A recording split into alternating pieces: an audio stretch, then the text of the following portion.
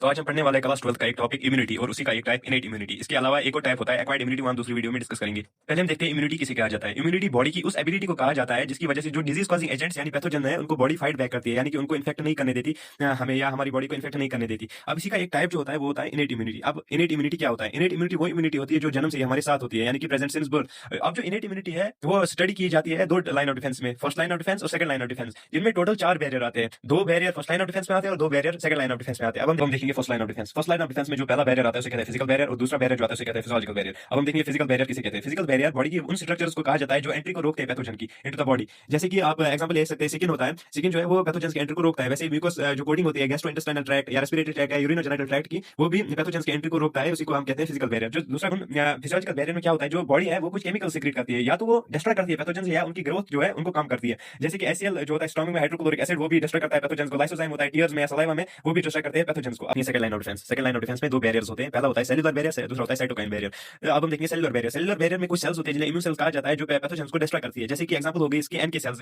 Full form होता है इसका नेचुरल किलर सेल्स, या न्यूट्रोफिल्स होते हैं, मोनोसाइट्स होते हैं, मैक्रोफेजेस होते हैं, वो डिस्ट्रॉय करते हैं इन पैथोजन को। दूसरा जो इसका बैरियर होता है उसे कहते हैं साइटोकाइन बैरियर। साइटोकाइन बैरियर में क्या होता है मैं आपको डायग्राम के जरिए समझाऊंगा। मैंने यहाँ पर 4 सेल्स बनाई है। जो पहली सेल है वो इन्फेक्ट हो चुकी है वायरस से, जो मैंने शेड की हुई है। अब क्या होगा, जो ये वायरली इन्फेक्टेड सेल है वो कुछ प्रोटीन सीक्रेट करेंगी जिनको हम कहते हैं इंटरफेरॉन्स, और जो इंटरफेरॉन्स है वो इसकी पड़ोसी सेल जो है उसको बचाएगा इस वायरस के इन्फेक्शन से। इसी को कहा जाता है साइटोकाइन बैरियर।